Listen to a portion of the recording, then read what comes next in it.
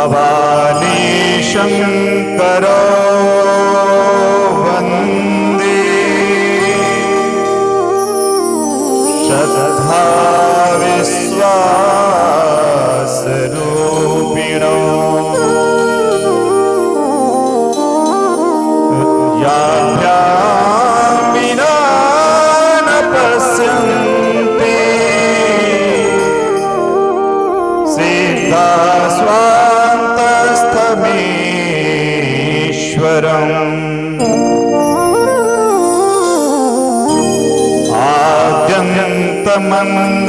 आद्यन्तमङ्गलमजात समान भाव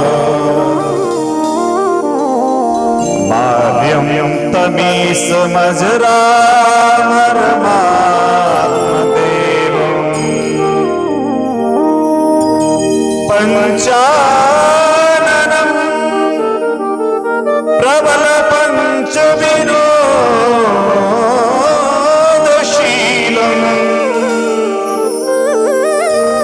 संभावये मनसि शङ्करमम्बिकेशम् संभावये शङ्करमम्बिकेशम् सब द्वारन को छाड़ के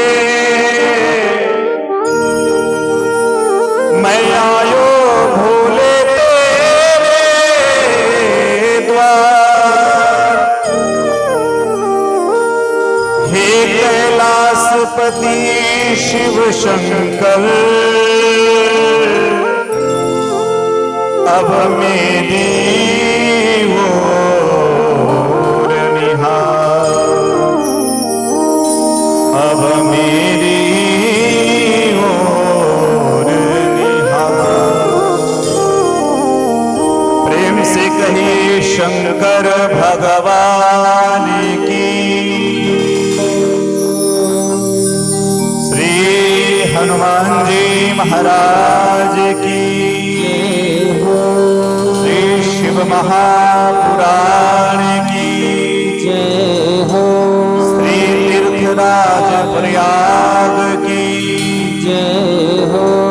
श्री राम जानकी मंदिर की, समस्त संतों की, समस्त भक्तों की जय जय श्री सीताराम, जय जय श्री राधे श्याम। ओम नमः वते पते हर हर महादेव,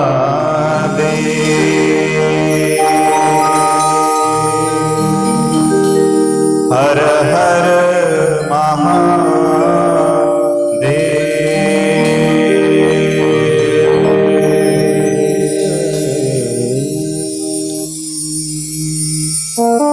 सुमंगलकारी मुद मंगलकारी आनंदकारी सुख करता दुख हरता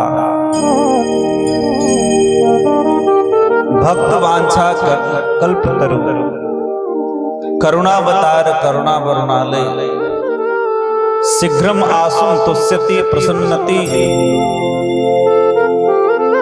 ऐसे भगवान कैलाशवासी भोलेनाथ की पावन कृपा के साथ कथा की परमरस रसिक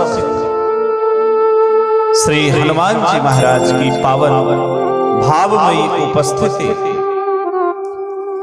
एवं नित्य स्मरणीय वंदनीय अर्चनीय पूजनीय श्री सद्गुरुदेव भगवान एवं मंदिर में विराजमान हमारे श्री ठाकुर जी की साक्षात कृपा जो गुआगाक्षी वासियों पर बरसा रहे हैं, ऐसे भगवान श्री की सन्निधि में अयोध्या से पधारे विप्रवृंद, मंच पर विराजमान सामवेद के सुंदर संगीतमय ध्वनि के साथ सुंदर गायन वादन करने वाले हमारे सब गुणी गंधर्व जन सन्मुख और हमारे दाहिने वाम भाग में विराजमान इस गुआगाछी की पावन धरती पर अपने कुलवंश की परंपरा को गौरवान्वित करने वाले हमारे समस्त कथा प्रेमी श्रोता भाई बंधु माता बहने बच्चे सज्जन, इस मंच से सब में आज शिव महापुराण के द्वितीय दिवस पर भगवान श्री राम की पावन जन्मभूमि अयोध्या से अयोध्या के संतों की ओर से मैं सभी को हार्दिक अभिनंदन वंदन करते हुए, क्योंकि जितना बैठे हैं यहाँ पे सब हमारे परमात्मा के स्वरूप में विराजमान है। कल हमने कहा था कि जो कथा पांडाल में आ जाए, जो तीर्थ क्षेत्र में आ जाए, जो मंदिर क्षेत्र में आ जाए, वो भी शिव स्वरूप हो जाता है, भगवतमय हो जाता है। क्योंकि ये पावन धरती में आने से ही आत्मा शुद्ध हो जाती है, और जिसकी आत्मा शुद्ध हो गई वो परमात्मा के सदृश हो जाता है। तो ऐसे हमारे सारे श्रोताओं को मैं मंच से भगवत विग्रह मान करके मैं प्रणाम करते हुए, और आइए कीर्तन में भगवान का पावन कीर्तन हम लोग करें, और उसके बाद आज सुंदर भगवान की पावन कथा, भगवान शिव की कैसी कैसी अद्भुत लीला शिव पुराण में बताई गई है। शिव पुराण की प्रथम संहिता जिसका नाम है विद्येश्वर संहिता, 7 संहिताओं में से प्रथम संहिता की कथा आज कही जाएगी। 7 दिन 7 संहिता है, 7 दिन में 7 संहिताओं की कथा होगी। तो इसलिए आइए हम सब पहले भाव भक्ति के साथ बड़े झूमते हुए हम सब पहले कीर्तन करें, उसके बाद आज हम इस कथा सरिता में हम सब डुबकी लगाएंगे। अरे आना पवन कुमार हमारे हरि कीर्तन में, आना पवन कुमार हमारे हरि कीर्तन में, आना पवन कुमार हमारे हरि कीर्तन में, हमारे हरि कीर्तन में, हमारे हरि कीर्तन में, हमारे हरि कीर्तन में, हमारे हरि कीर्तन में, आना पवन कुमार हमारे हरि कीर्तन में, आना पवन कुमार हमारे हरि कीर्तन में।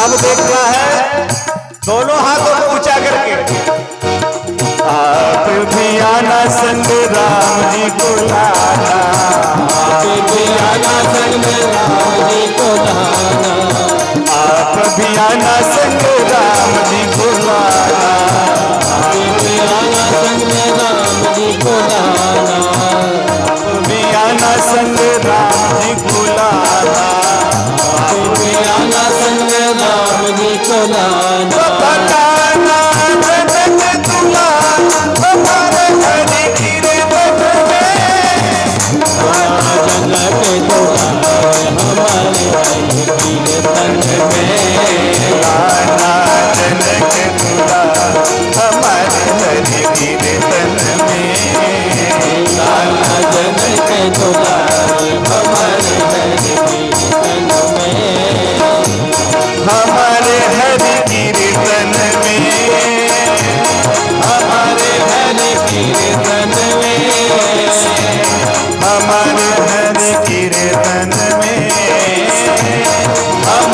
हरे कीर्तन में, हमारे हरे कीर्तन में।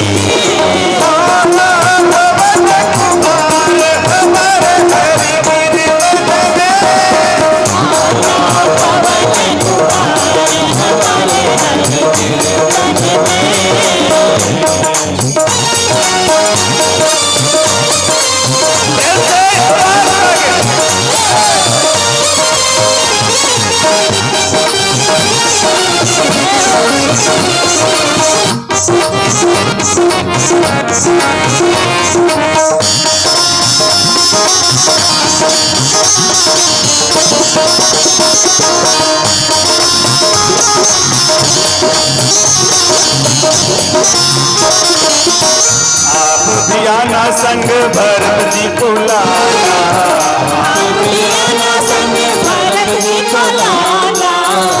आप भी आना संग भरत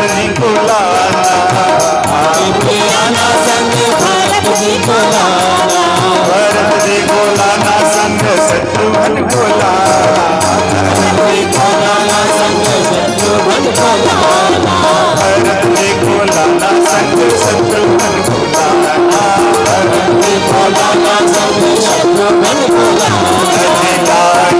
सब परिवार हमारे हरि कीर्तन में, आना सब परिवार हमारे हरि कीर्तन में, आना पवन कुमार हमारे हरि कीर्तन में, आना पवन कुमार हमारे हरि कीर्तन में, हमारे हरि कीर्तन में,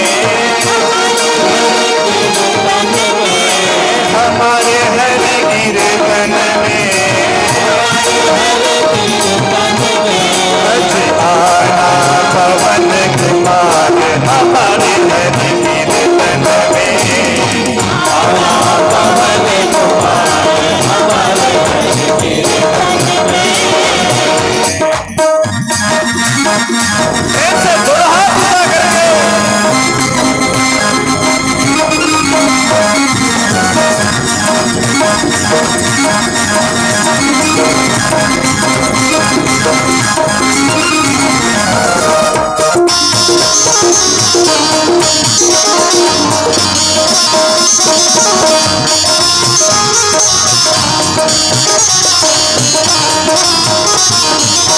आप भी आना संग कृष्ण जी को लाना,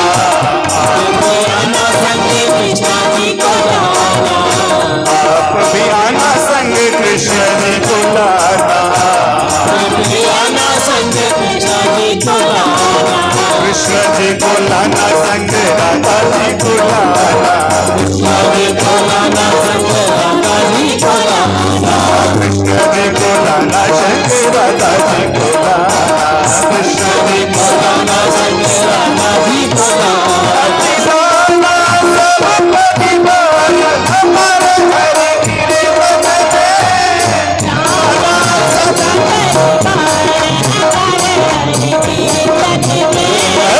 आना पवन कुमार हमारे हरि कीर्तन में, आना पवन कुमार हमारे हरि कीर्तन में। प्रेम से सभी लोग बोलते हुए गाइए।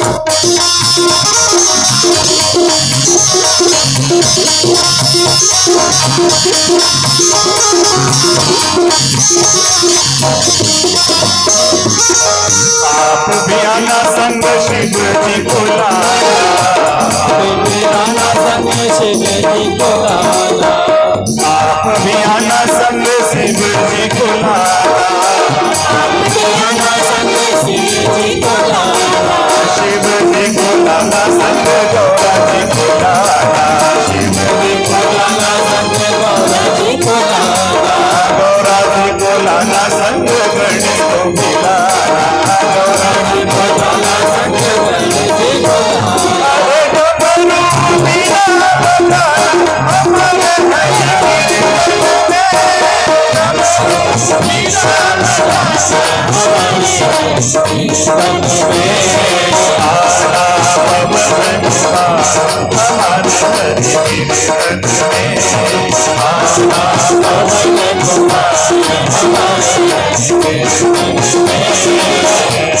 हमारे हरि कीर्तन में हमारे हरि कीर्तन में हमारे हरि कीर्तन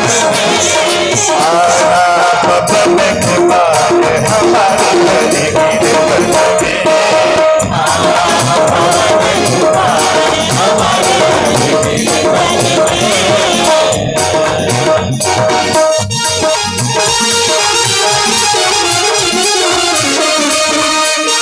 पवन कुमार हमारे हरि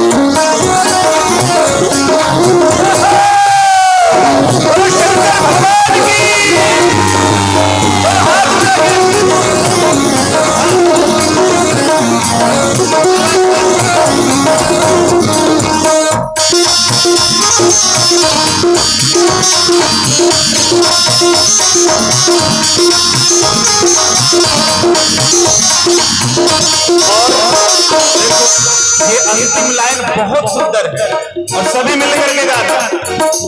जो अपना कल्याण चाहते हो आप सभी गाना, क्योंकि सारे देवी देवताओं को मना लिए, घर में ले आए और अंत में हम सब मिलकर के कहेंगे आप भी आना संग सुमति को लाना आप भी आना संग सुमति को लाना आप भी आना संग सुमति को लाना आप भी आना संग सुमति को लाना सुमति को लाना सुमति को हटाना सुमति को लाना सुमति को हटाना सुमति को लाना सुमति को हटाना सुमति को लाना सुमति को हटाना बाबा करना बाबा करना बाबा करना मेरा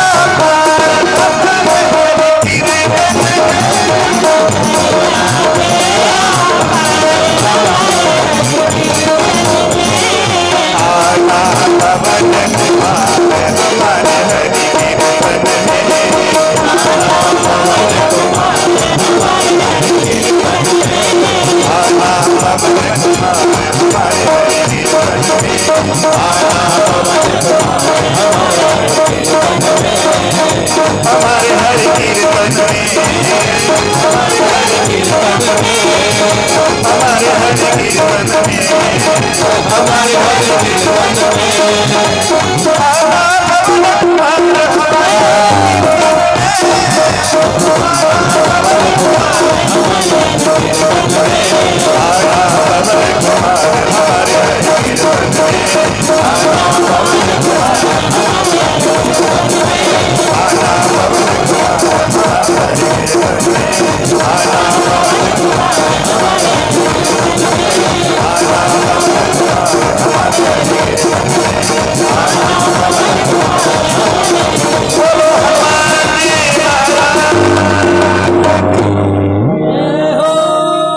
एक बार फिर से सब मिलकर के बोलिए आप भी आना सुमति को लाना आप भी आना सुमति जी को लाना सुमति जी को लाना कुमति को हटाना सुमति को लाना कुमति को हटाना भोले करना बेड़ा पार हमारे हरि कीर्तन में भोले करना मेरा पार हमारे हरि कीर्तन में आना सब परिवार हमारे बुआ गाछी में आना सब परिवार हमारे बुआ गाछी में समस्त देवताओं को हम इससे पुराण में निमंत्रण दें।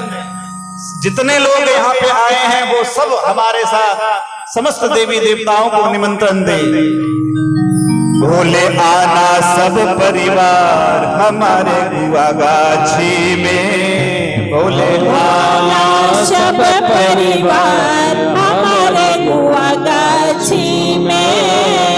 सब देवी देवता आना हमारे गुआ गाछी में। सब देवी देवता आना हमारे गुआ गाछी में। आना तो कभी नहीं जाना हमारे गुआ गाछी में। आना तो कभी नहीं जाना हमारे गुआ गाछी में।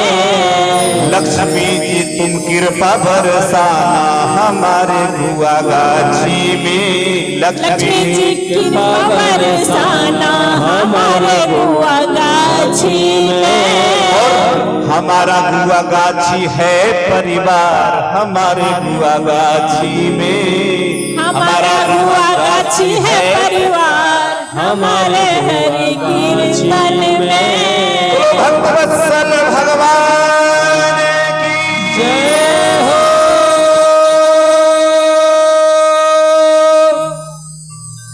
मेरे सज्जनों, कितना आनंद आता है कि ये हम लोग एक परिवार है। क्या है? एक परिवार है। आज इतने लोग हम लोग आए हैं, सब कथा में आए। क्यों आए? इसलिए आए कि हम सब वाकई में हम भारत देश के रहने वाले हैं और भारत की जो आत्मा है वो अध्यात्म है, सनातन धर्म है। और हम जितने लोग हैं सब यहाँ पे सनातन धर्मावलंबी हैं। इसलिए इस धर्म की ध्वजा को लहराने के लिए हम सब एक साथ एक होकर के एक परिवार बन करके हम लोग यहाँ आए। तो आइए हम भोलेनाथ का स्मरण करते हुए और आज की कथा हम सब प्रारंभ करें। मेरे सज्जनों, कल आप हम लोगों ने सुना कि देवराज नामक ब्राह्मण इतना पतित होने के बाद भी उसने शिव पुराण की कथा सुनी धोखे से, तो भी उसका उद्धार हो गया। बिंदु ब्राह्मण जो पिशाच बन गया था अपने पाप कर्मों से, उसकी पत्नी चंचुला वो किसी ब्राह्मण से धोखे से वो भी शिव पुराण सुन ली, अपना उद्धार किया और अपने साथ प्रेत योनि में प्राप्त अपने पति को भी उसने शिव पुराण की कृपा से शिवलोक की दिव्य प्राप्ति हो गई। तो ऐसे ऐसे शिव पुराण कथा श्रवण करने का जो महात्म है, और हमने कल कहा था कि ये प्रयाग की भूमि में और शिव पुराण का जो पहला श्लोक का मैं उच्चारण करता हूं, बहुत दिव्य श्लोक है। और श्री सूत जी महाराज सौनकादिक ऋषियों को ये शिव पुराण की कथा जो सुनाते हैं, इसमें सर्वप्रथम भगवान भोलेनाथ की मंगलाचरण श्री व्यास जी करते हैं। आद्यंत मंगल मजात समान भाव मार्यम तमीस मजरा परमात्म देवम पंचानमनम प्रबल पंच विनोदशीलम संभावये मनसी शंकर अंबिकेशम। यहाँ व्यास जी शंकर के साथ भगवती अंबिका का वर्णन करते हैं कि कैसे हैं जो आदि और अनंत, मतलब आदि से लेकर के अंत, जो नित्य मंगल है। शिव जी का स्वरूप देखने में भले अमंगल है, लेकिन वो अमंगल स्वरूप शिव जी ने किस लिए धारण किया? केवल अपने भक्ति की रक्षा के लिए उन्होंने। कभी कभी आप अगर जाएंगे देखिएगे, अभी जैसे हमारे हरिद्वार में ये कुंभ मेला लगने वाला है, और आज से कल से 5 मार्च से लेकर के और 5 मई तक ये 2 महीना तक ये लगेगा। 2 महीना ये हरिद्वार में कुंभ लगेगा। कुंभ में आपने देखा होगा कि विचित्र विचित्र प्रकार के साधु संत महात्मा आते हैं। ऐसे ऐसे महात्मा आते हैं जो कभी भी वस्त्र नहीं पहनते और हमेशा स्मशान में रहते, आज भी, और स्मशान में रह करके साधना करते। स्मशान में जो चिता जो जलता है, उस चिता के राख को मंत्र से अभिमंत्रित करके शुद्ध करके और वो अपने तन पर लगा करके और घूमते। स्मशान की जब बात आई तो एक बात बहुत सुंदर मैं बताऊं, लोग कभी कभी स्मशान का नाम सुनकर के डर जाते हैं ना, लेकिन मैं आपको एक बात बताऊं, डल्लभ के गद्दे पर उतनी अच्छी नींद नहीं आती है जितनी अच्छी नींद स्मशान में आती है। बोलो जय भोले, मंडोले। हम अपने अभी तक के संपूर्ण जीवन में मैं 5 दिन स्मशान में मैं भी सोया हुआ, 5 दिन मैं स्मशान में सोया हूं और 8 दिन मैं स्मशान में रह करके कथा किया। राजस्थान का एक जगह है आज कोटा के पास रामगंज मंडी, वहां के पास एक खेतड़ी नाम के गांव में कस्बा टाइप का था। वहां बेड़ला फैक्ट्री वालों की सीमेंट की फैक्ट्री थी। आज से कम 15-17 साल पहले की घटना है, जब मैं छोटा ही था, उस समय कथा सीख ही रहा था। तो वहां के गांव वाले एक स्मशान के जीर्णोद्धार के लिए किसी विधायक ने 2 करोड़ रुपए दिए। कितने कितने लोगों ने बहुत सारे पैसे दिए, लेकिन क्या होता था, जब भी स्मशान में वो कंस्ट्रक्शन का काम करे, ईटा जोड़ के दीवार करे, तो दिन भर मिस्त्री दीवार खड़ा कर दे और दूसरे दिन आवे तो वो पूरा दीवार गिरा हुआ मिलता था। तो कई बार लोगों को लगा कि शायद कोई शरारती तत्व ऐसा करता होगा। शरारती तत्वों के ऊपर नजर रखने के लिए कैमरे फिट कर दिए गए, सीसीटीवी कैमरा फिट कर दिया गया कि भाई रात में कोई आएगा दीवार को गिराएगा तो पता चलेगा कि हाँ ये कौन गिराता है। और महाराज जब बाद में वो दूसरे दिन 3 दिन के उसके पूरे कैमरे की रिकॉर्डिंग जब देखी गई तो लोग देख करके आश्चर्यचकित हो गए। वहां कोई आता नहीं, वहां कोई आता नहीं, हवा भी बिल्कुल नहीं चलती, लेकिन अपने आप दीवार गिर जाए। तो लोगों को समझ में नहीं आया कि आखिर कौन सा मार्ग है, कौन सा रास्ता है कि इसको किया जाए। तो किसी भी प्रकार से हमारे गुरु जी से संपर्क किए लोग वहां के, और हमारे गुरुदेव उनसे कहा कि गुरुजी आप इसी स्मशान में कथा करवाइए, आप साधु संत हैं, आपकी कृपा होगी तो हो जाएगी। और उसमें कथा व्यास हम गए थे, हमको पता नहीं था कि स्मशान में कथा होने वाली है।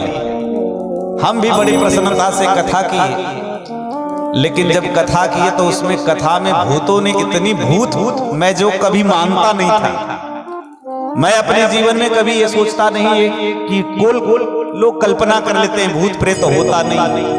कभी कभी रात में चलते रहो और एक रस्सी भी हो तो रस्सी को देख करके आदमी उसको सर्प का भ्रम कर लेता है।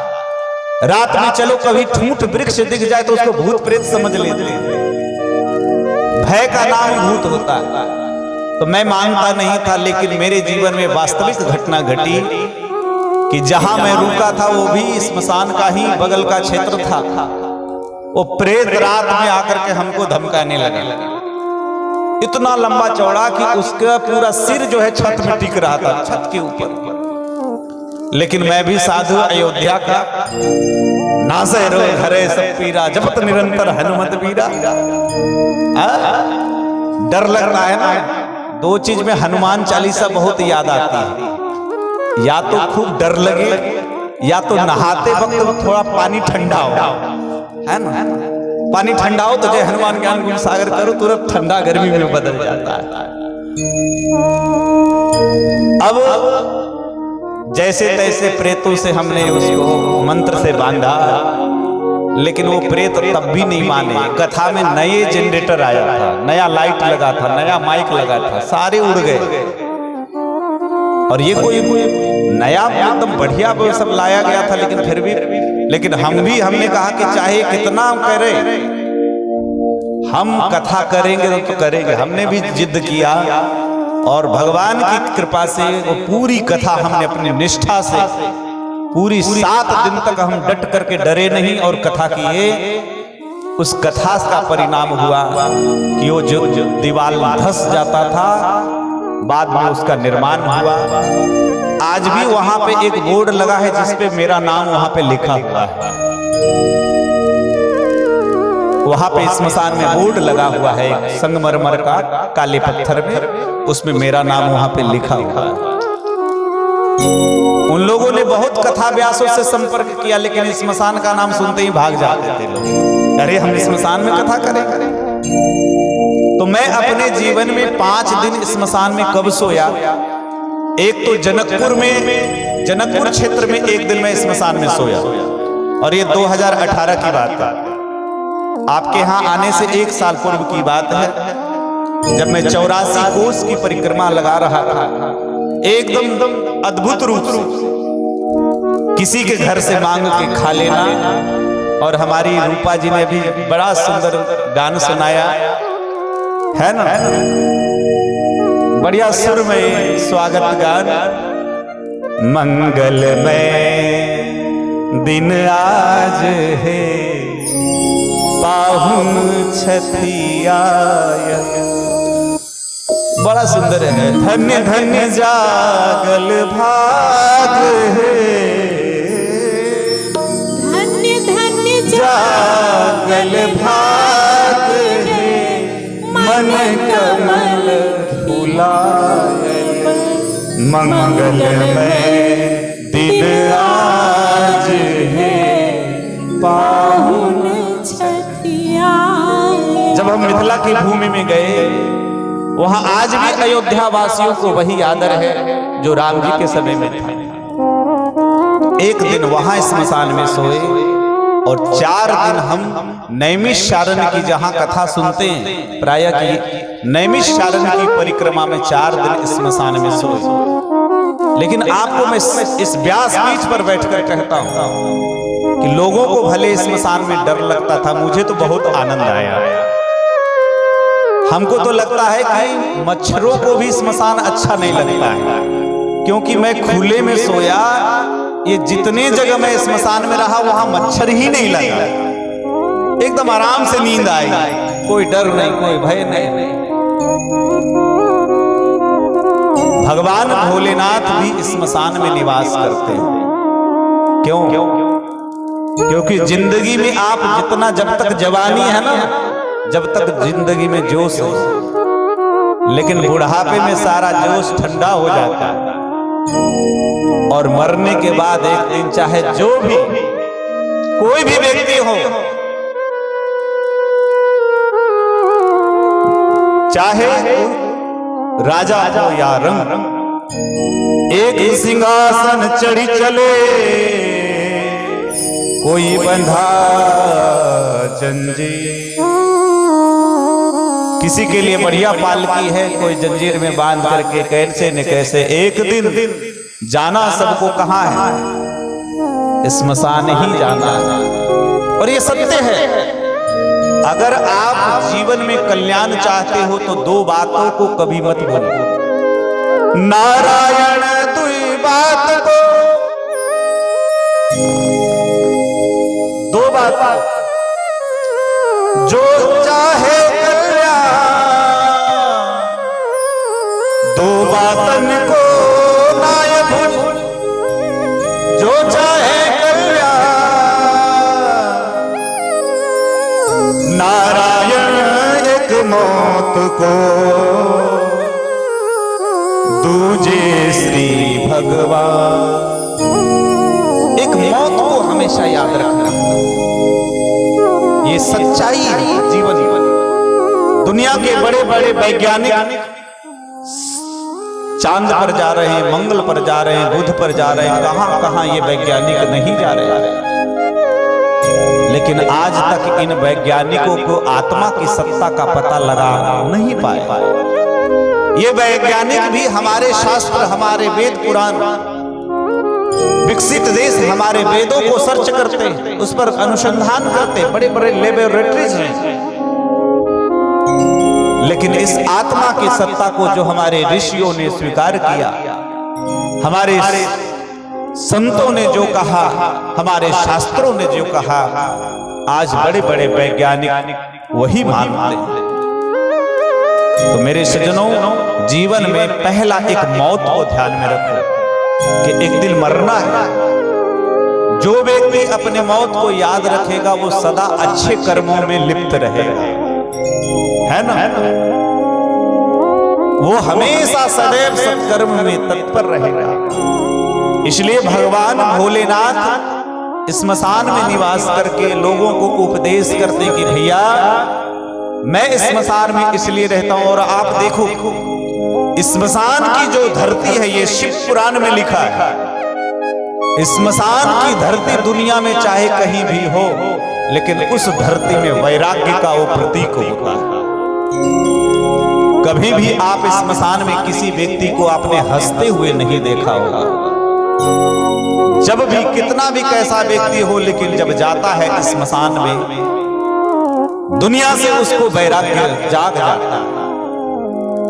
अरे भैया, सब लोग चर्चा करते हैं कि जाना है। जब स्मशान में जाते हैं तो लोगों के हृदय में देखिए आंखें नम हो जाती है, और जीवन की असली सच्चाई उनके सामने जब तक वहां पे रहते हैं तब तक रहता है।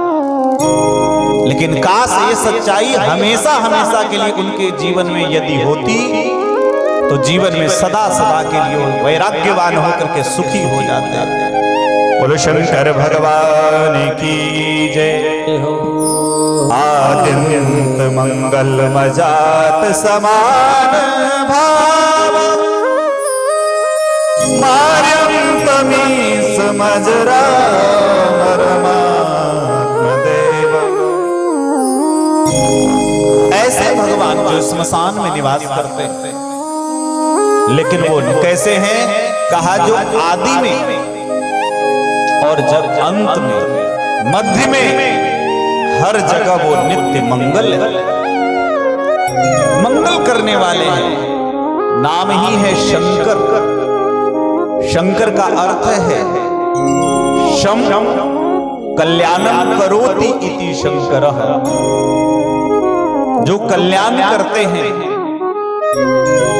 तो ऐसे आद्यंत मंगल जिसकी तुलना कहीं की ही नहीं जा सकती, जिनकी समता कोई संसार में, देवलोक में, त्रैलोक में, ब्रह्मांड में, भुवन में कोई जिसकी तुलना नहीं है, जिसकी कोई समानता नहीं है। और ये शंकर भगवान क्या कैसे हैं? कहा आत्मदैव, जो समस्त आत्माएं हैं उसके देवता है। आत्मा को जिससे प्रकाशित, जो प्रकाश मिलता है, जिससे आभासित ये आत्मा होती है, ऐसे आत्मा में प्रकाशक के रूप में भगवान भोलेनाथ विराजमान।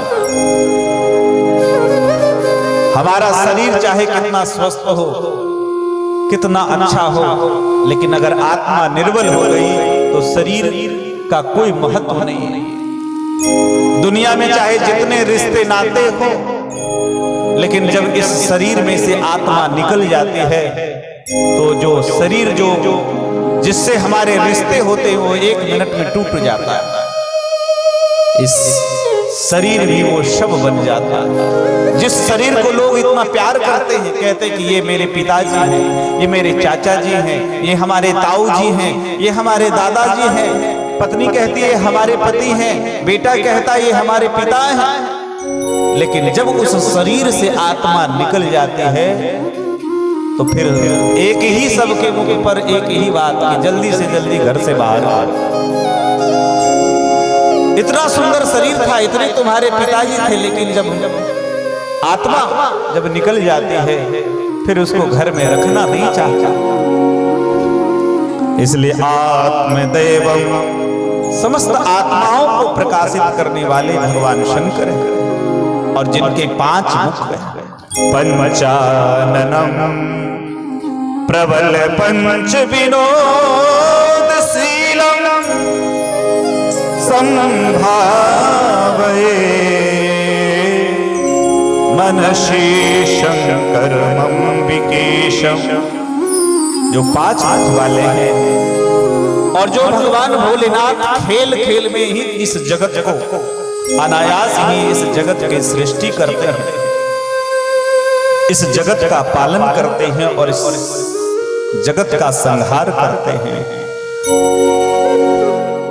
प्रबल पंच विनोद शीलम, विनोद मतलब खेल खेल में ये 5 प्रकार के कर्म करने वाले, रचना, पालन, संहार और अनुग्रह और तिरोभाव, ये 5 कर्म भगवान शंकर खेल खेल में करते हैं। इसलिए ये शंकर कैसे हैं? कहा अजर है और अमर है। ये भगवान शंकर न तो जन्म लेते हैं और न कभी इनकी मृत्यु, कभी इनकी मृत्यु नहीं होती है, क्योंकि ये संसार को उत्पन्न करने वाले। इस प्रकार से व्यास जी दिव्य श्लोकों में भगवती अंबिका के साथ भगवान शंकर को नमस्कार करके इस पुराण को बताते हैं कि इस पुराण के देवता भोलेनाथ हैं। और ये शिवरात्रि की पावन ये अवसर चल रहा है और हमने कल भी कहा था कि शिवरात्रि का नवरात्रि प्रारंभ है। और आप लोग कथा में जो आए हैं, आप सब ऐसे ही मान के चले कि हम एक शिवरात्रि के नवरात्रि में हम अनुष्ठान में जब तक एक कथा सुने, घर में सात्विक भोजन बनाइए, शुद्ध सात्विक भोजन, लहसुन प्याज बिल्कुल बंद कर दीजिए। 5-7 दिन लहसुन प्याज नहीं खाएंगे ना तो दुबले नहीं हो जाएंगे। हाँ, वैसे भी हमारे गुआ गाछी में दूध दही की कमी नहीं, सब लोग हट्टे कट्टे, देखो यहाँ वैसे भी सब लोग तगड़े हैं, तन से भी, मन से भी, धन से भी, हर तरह से एकदम सक्षम लोग हैं। तो 5 दिन में दुबले नहीं हो जाओगे कि हवा उड़ा के ले जाएगी। इसलिए जब तक ये अनुष्ठान, ये यज्ञ है, ये यज्ञ में जितने लोग आए हैं सब यजमान के रूप में। और इस यज्ञ की सबसे बड़ी विशेषता है कि कथा जो आपके कानों में जा रही है, एक एक शब्द इस कथा के जो आपके कानों में पड़ रही है, इस यज्ञ की सबसे बड़ी आहुति वही, ज्ञान यज्ञ की सबसे बड़ी आहुति ये कथा श्रवण। और जब आप इस कथा में भाग लेकर के कथा श्रवण करेंगे, जीवन में एक चीज भी आपके जीवन में आ गया, एक कर्म भी आप शिव पुराण के एक सूक्त, एक सुंदर वचन, एक भगवान भोलेनाथ का सुंदर चरित्र आपके जीवन में आ गया, उसी समय आप सामान्य मनुष्य की तुलना में नहीं बल्कि सदाशिव भगवान भोलेनाथ के पार्षद के रूप में हो जाओगे। बोलो शंकर भगवान की जय। इसलिए अगर आप इस लोक में और उस लोक में परम गति की प्राप्ति चाहते हैं तो इस कथा में आकर के इस आहुति में अपने योगदान को दें, कथा श्रवण कर। और फिर हमारे जो गुआ गाछी की समिति वाले इतने सुंदर आप लोगों के लिए व्यवस्था की कि देखिए यहाँ भंडारा भी। इस यज्ञ की सबसे बड़ी बात है कि यज्ञ में स्वाहा आहा बाहा ये 3 चीज होती है। तो यहाँ कथा के माध्यम से भगवान यज्ञ की आहुति चल रही है। हमारे आचार्य जी पूजन कराते हैं, हमारे यजमान गण पूजन करते हैं। तो यज्ञ की संपूर्ण विधि इधर से हो रहा है, मंच के माध्यम से, कथा के माध्यम से आप सबके कानों तक आहुति पड़ रही है। और भोजन करके जब आप लोग प्रसन्न हो जाएंगे, तृप्त हो जाएंगे, तो वो भी यज्ञ की सारे अंग पूर्ण हो जाते हैं। यज्ञ के 3 अंग त्रिअंग के साथ आप ये यज्ञ पूर्ण हो जाते हैं, संपूर्ण हो जाता है। इसलिए श्री शौनक जी महाराज को सूत जी कहते हैं कि हे महात्माओं, ये शिव पुराण पूरे संसार को नहीं, पूरे ब्रह्मांड को कल्याण करने वाला सबसे उत्तम पुराण है। ये वेदांत का सार्व सर्वस्व है और वक्ता और श्रोता दोनों के पाप राशि को नाश करने वाला है। यहाँ पे कथा सुन करके यहाँ तो कल्याण होने वाला ही है और साथ साथ में मेरे सज्जनों परलोक में भी उत्तम गति को प्राप्त होने वाला है। तो इस प्रकार से ये शिव पुराण की भूमिका बताई जा रही है और शिव पुराण की भूमिका में ये वित्तेश्वर खंड की कथा हम प्रारंभ कर रहे हैं। और वित्तेश्वर संहिता की सबसे पहली कथा में सृष्टि का वर्णन, साधन साध्य का वर्णन, इसमें 7 संहिताओं का नाम आप लोग सुन लीजिए। 24,000 इसमें श्लोक है और इसमें विद्येश्वर संहिता पहला, रुद्र संहिता दूसरा, विनायक संहिता तीसरा, उमा संहिता चौथा और मातृ संहिता, एकादश रुद्र संहिता, कैलाश संहिता, इस प्रकार से 7 संहिताओं का इसमें नाम का वर्णन किया। 1 लाख श्लोक था लेकिन व्यास जी ने इसे 24,000 में कर दिया और 24,000 श्लोकों में केवल और केवल भगवान शिव के यश का वर्णन किया गया है। और शिव भगवान कैसे हैं, क्योंकि ये भोलेनाथ, हमने आपको बताया कि ये भोलेनाथ के 2 स्वरूपों का वर्णन सबसे पहले किया गया। यहाँ शौनक जी ने प्रश्न किया कि प्रभु, हमने सुना है कि दुनिया में और देवी देवताओं के स्वरूप का पूजा किया जाता है, लेकिन भगवान शिव के 2 स्वरूपों की पूजा यहाँ की जाती है। एक शिवलिंग जो आप ज्यादातर आप मंदिरों में देखते हैं, एक तो ये हो गया जो जिसको शिव पुराण में निष्कल रूप बताया गया। निष्कल मतलब निर्गुण रूप बताया कहा कि भगवान शिव ही ऐसे हैं जिनके शिवलिंग की पूजा की जाए। शिवलिंग, लिंग का अर्थ क्या होता है? लिंग का अर्थ होता पहचान, पहचान, आइडेंटिफाई। जैसे आप फार्म भरते तो वहां लिखा होता है लिंग, जेंडर, आप स्त्रीलिंग, पुल्लिंग, नपुंसक, ये क्या तीन प्रकार के जेंडर होते हैं। तो ये लिंग का अर्थ है कि ये भगवान शिव के निर्गुण रूप के पहचान देता, इसलिए हम उसे लिंग कहते हैं। ये कब प्रकट हुआ, कैसे प्रकट हुआ, इसके रहस्य को बताने की कृपा करें। इस शिवलिंग की पूजा किस प्रकार से करनी चाहिए, शिवलिंग कितने प्रकार के होते हैं, क्योंकि देवताओं की पूजा तो प्रायः मूर्ति में की जाती है। मूर्ति में ही भगवान की पूजा, प्रायः सभी देवताओं की पूजा की जाती है, लेकिन शिव जी की पूजा लिंग में क्यों की जाती है, ये बताने की कृपा करें। जब इस प्रकार के जब प्रश्न किया, सूत जी प्रसन्न होकर के वो कहने लगे, हे महात्माओं, आपने ये बड़ा सुंदर प्रश्न किया है, ये बड़ा ही पवित्र प्रश्न है, लोगों को ये ज्ञान देने वाला है और ईश्वर के भेद को मिटाने वाली ये कथा है।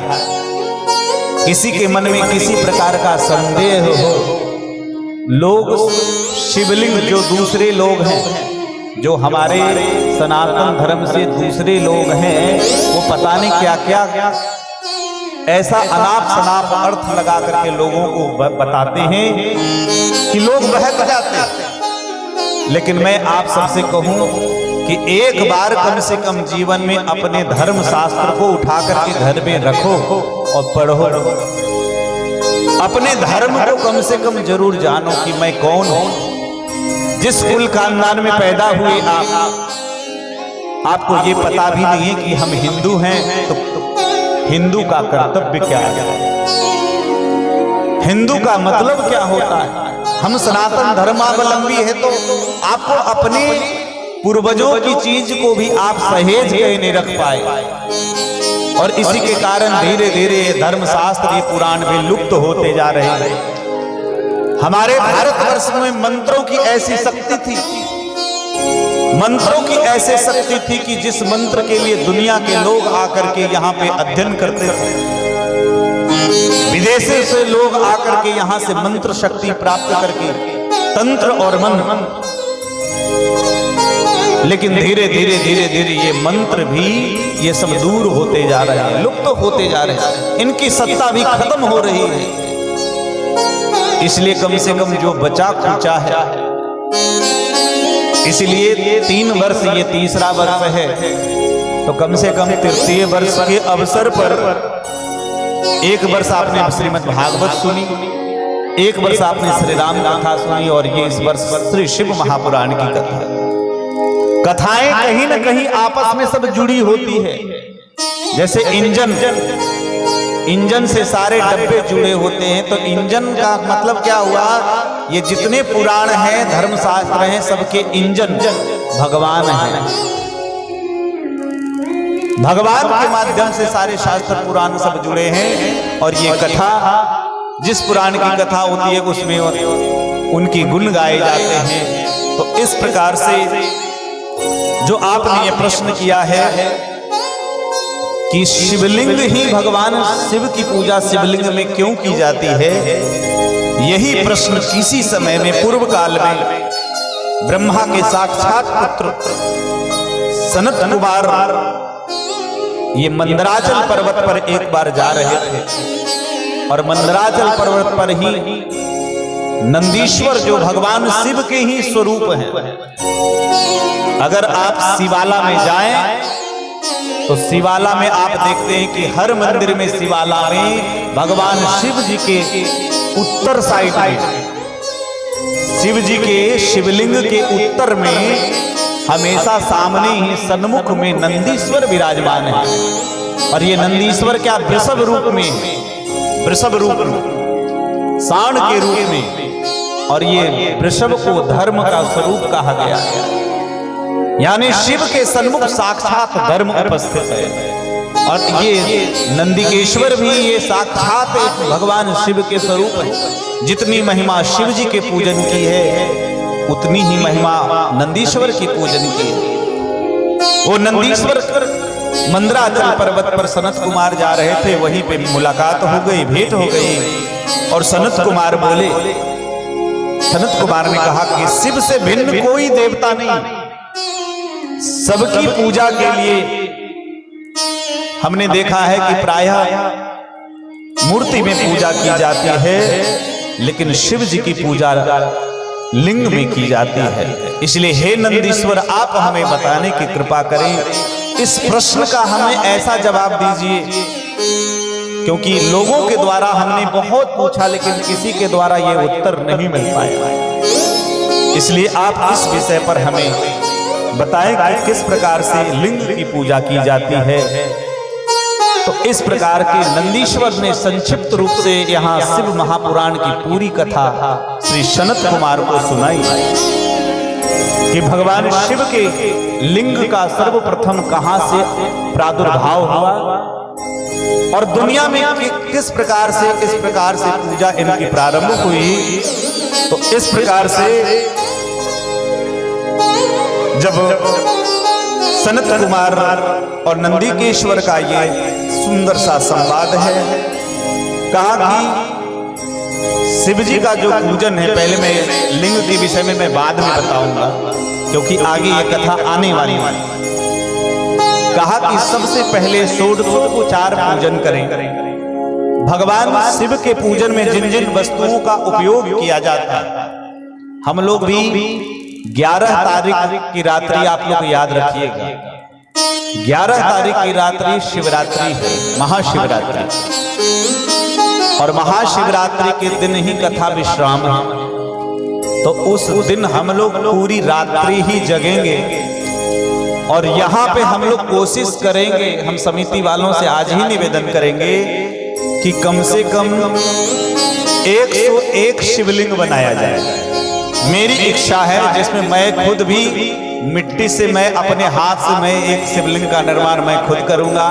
हमारे आचार्य जी प्रधान शिवलिंग का निर्माण करेंगे और 100 लोग हम और इस समिति से और जो लोग चाहेंगे 100 लोगों से मिट्टी मंगवा करके और यहाँ पे महाशिवरात्रि के दिन हम लोग महारुद्राभिषेक का आयोजन रखेंगे। अब पूरी रात्रि हम लोग मंत्रों के साथ रुद्राष्टाध्यायी के साथ हम लोग बढ़िया 2-4 क्विंटल दूध की व्यवस्था। उस दिन शिवरात्रि के दिन जिस दिन कथा विराम होगी, जिसके घर में गाय है सब लोग अपने यहाँ से दूध लेकर के आएंगे, है ना, और सब लोग यहाँ दूध का दान करेंगे और सबके द्वारा दिया हुआ दूध के साथ हम लोग रुद्राभिषेक का पूजन करेंगे। उस दिन लगना चाहिए कि महाशिवरात्रि है, तो ऐसा आयोजन हम लोग करेंगे, ऐसा हमारे मन में संकल्प है। तो शिव पूजन में जिन जिन वस्तुओं का उपयोग सबसे पहले स्नान करके सबसे पहले शुद्ध होना चाहिए। और देखो आप जितने लोग हैं कि जब भी पूजन में कहीं जाएं, किसी मंदिर में पूजन के लिए जाएं तो वो कैसे जाएं ये मैं बता रहा हूं। श्री नंदीश्वर जी सनत कुमारों से बता रहे हैं कि पूजा में भाग लेने की विधि क्या है। हम लोग बिना जाने सुने दूसरे को देखा देखी कर लेते हैं। जब शास्त्र पढ़ेंगे ना तो हमें पता चलेगा। जब हम वस्त्र पहनते हैं ना तो वस्त्र पहनते तो मंत्र से पहनते हैं। हमारे हर कर्म में मंत्र लगा हुआ है, लेकिन हमें पता ही नहीं होता। जब हम सुबह जब उठते हैं ना, जब नेत्र पहला हम जब खोलते हैं तो हमारे पूजन पद्धति में लिखा है कि सबसे पहले जब नेत्र खोलें तो सबसे पहले अपने नेत्र को खोल करके और सबसे पहले अपने करागर का अवलोकन करें। अपने दोनों हाथों को ऐसे करके मलते हुए और ऐसे सामने अपने हाथों की रेखा को देखें, और वहां भी हाथों की रेखा देखे तो वहां भी मंत्र है। कराग्रे वसते लक्ष्मी, कर मध्ये सरस्वती, कर मूले स्थितो ब्रह्मा, प्रभाते कर दर्शनम। हमें स्मरण करते हैं। कराग्रे वसते लक्ष्मी, कर के अग्रभाग में जो हमारे ये हाथ दिख रहे हैं, हाथ के अग्रभाग में लक्ष्मी है। एक रहस्य की बात में सब जितने लोग हैं इस मंच से और शिव पुराण के माध्यम से बताऊं, ज्योतिष शास्त्र की एक बात है। अपने अपने हाथ के अंगुली के अग्रभाग में देखोगे, ध्यान से ऐसे करके देखोगे तो हर एक व्यक्ति के अंगुली में 2 ही चीज होती है। या तो यहाँ जो बहुत छोटी जो रेखाएं हैं, जिनको आंख में थोड़ा प्रॉब्लम है उनको तो चश्मा लगा के देखना पड़ेगा, लेकिन हाथ के अंगुलियों में या तो किसी को शंख बना होता है और या तो किसी के अंगुलियों में ऊपर में चक्र बना होता है। और आपको बता दें इस शंख और चक्र का महत्व होता है, बहुत लोगों को पता नहीं। जिसके 10 में से कम 9 अंगुलियों में अगर चक्र हो तो ये समझो कि वो कोई बहुत बड़ा उसके जीवन में राजयोग की प्राप्ति हो। और जिसके अंगुलियों में 10 में से 8 अंगुलियों में अगर चक्र हो तो कम से कम उसके जीवन में धन की कमी नहीं आएगी। और 6-7 तो सामान्य जीवन के लिए सबके में होता है, कम भी हो सकता है ज्यादा भी हो सकता है। 1 से 6 तक तो सामान्य है। इसलिए कराग्रे वसते लक्ष्मी, कर मध्ये सरस्वती, कर मूले स्थितो ब्रह्मा, प्रभाते कर दर्शनम। क्योंकि दुनिया में जितने लोग हैं सबको लक्ष्मी चाहिए कि नहीं बताओ। ये देखिए जितना चकाचौंध, ये जितनी कथा ये सब हो रही है, हमारे संगीत वाले आए, टेंट पंडाल वाले, सबको लक्ष्मी चाहिए और हमें भी चाहिए भाई। क्योंकि हमें तो अब पहले नहीं चाहिए था, लेकिन अब इसलिए चाहिए कि हमारे भक्तगण जब अयोध्या आएंगे तो रहने की व्यवस्था अरे मंदिर में तो दर्शन करने की व्यवस्था होगी, लेकिन रहने की व्यवस्था तो बनानी पड़ेगी। तो जाएंगे तो अब आज छोटे छोटे बच्चे और कुछ माताएं आके कह रही थी कि महाराज जी जब अयोध्या में पूजन हो रहा था तो उस समय हम लोग बहुत न्यूज चैनल में, आज तक चैनल है, न्यूज 18 है, जी न्यूज है, ऐसे बहुत, सुदर्शन न्यूज है, ऐसे बहुत सारे न्यूज में हम लोग जाकर के अपना इंटरव्यू और बताते थे। तो जब कभी हम लोग दिख जाएं किसी गांव में तो वहां से फोन आता था, अरे महाराज जी हम चैनल में। तो आज हमको बता रहे थे कि जब आप चैनल में आ रहे थे तो गुआगाछी के जो बच्चे हैं सब आके कहते पापा हमार बाबा हमार बाबा। सुन के मन बड़ा खुश हुआ कि यहाँ के लोगों ने कम से कम हमको अपना मान लिया, तो कितना अच्छा लगता है। इसलिए जीवन में लक्ष्मी की सबको आवश्यकता है, और लक्ष्मी जिसके जीवन में अच्छे संस्कार हैं उसी को लक्ष्मी मिलती है। श्री नंदिकेश्वर जी कहते हैं कि शिव पूजन के जो सबसे प्रमुख अंग है षोडशोपचार पूजा, और षोडशोपचार पूजा में जो द्रव्य आदि का पूजन बताया गया है उसमें हार है, नूपुर है, केयूर है, किरीट है, मणिमय कुंडल है। तो हम कह रहे थे पूजा में जाओ तो सबसे पहले सुंदर वस्त्र, उत्तम वस्त्र होना चाहिए, लेकिन वस्त्र जब भी जाओ तो धुला हुआ वस्त्र पहन करके ही पूजा में बैठना चाहिए। और एक बात आपको बता दें कि जो हम लोग सूती वस्त्र पहनते हैं, वस्त्र भी अलग अलग प्रकार के हैं, कोई पॉलिस्टर है तो कोई रेशमी है, कोई खादी में जो बहुत अंडी आता है, महंगे महंगे वस्त्र हैं। लेकिन जो सूती वस्त्र है एक बार ही उपयोग में आता है। अगर आपने सूती वस्त्र को अपने शरीर पर धारण कर लिया तो दूसरी बार जब आपको उपयोग में लेना होगा तो उसको धो करके ही आप उपयोग में लें।